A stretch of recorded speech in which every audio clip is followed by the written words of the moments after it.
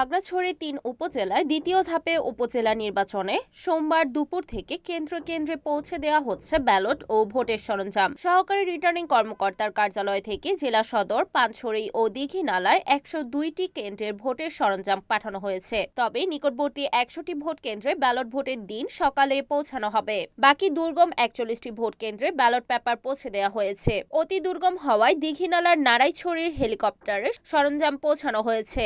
এদিকে নির্বাচন সুষ্ঠু করতে পুলিশ, আনসার সহ আইন শৃঙ্খলা বাহিনীর সদস্যদের উদ্দেশ্যে ব্রিফিং করেছে জেলা পুলিশ সুপার মুক্তাধর। নির্বাচনে ২৮০৫ জন পুলিশ ও আনসার সদস্য, বিজিবির ২১ প্লাটুন, প্রতিটি ইউনিয়নের একজন ম্যাজিস্ট্রেট, প্রতি উপজেলায় ৩ জন জুডিশিয়াল ম্যাজিস্ট্রেট কেন্দ্রে নিয়োজিত থাকবে।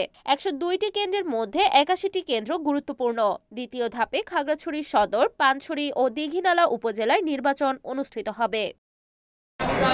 ষষ্ঠ উপজেলা পরিষদ নির্বাচনের দ্বিতীয় ধাপ হতে যাচ্ছে খাগড়াছড়ি সদর উপজেলা, দীঘিনালা এবং পাঁচছড়িতে। আমাদের সদর উপজেলায় মোট ৪১টি সেন্টার আছে। আমাদের কিছু সেন্টার আছে একটু দুর্গম পাহাড়ি এলাকা হিসেবে, যেখানে আমাদের ভোটের দিন আমরা মালামালটা যথাসময়ে পৌঁছানোর থেকে যায়, যে কারণে আমাদের ৪১টি সেন্টারের মধ্যে ১৫টি সেন্টারে আমরা মালামাল অন্যান্য মালপত্রের সাথে ব্যালটটা সহ আজকে দিয়ে দিচ্ছি। বিশেষ করে ভাইবনছড়া, তারপর আমাদের কমলছড়ি এবং খাগড়াছড়ি ১ নং সব ইউনিয়ন যেটা আছে, এই ৩টা সেন্টারের ইউনিয়নের বেশিরভাগ আমরা দিয়ে দিচ্ছি। আর আমাদের আগামীতে ২৬টা সেন্টার আছে, সেই ২৬টা সেন্টারে শুধুমাত্র ব্যালট আমরা আগামীকাল সকালে ৫:৩০টার সময় বিতরণ করবো, কিন্তু অন্যান্য মাল আমরা সবই আমরা।